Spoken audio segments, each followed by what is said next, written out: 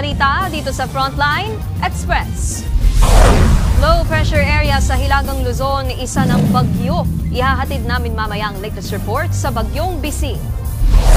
Isang kaanak ng mga nawawalang sabungero may isiniwalat sa pakikipag-usap umano sa kanila ng negosyante na si Atong Ang. Mga pulis Maynila ay pinatupad na ang curfew para sa mga menor de edad. Manila Mayor Isko Moreno pinalik ang curfew dahil sa dumaraming pasaway na kabataan. Lalaking inaresto patay ng mang-agaw ng baril sa pulis sa loob mismo ng presinto sa Cavite. Suspect na tagalan daw sa pagproseso sa kanya. At pumanaw na ang batikang showbiz columnist at talent manager na si Manay Elolit Solis.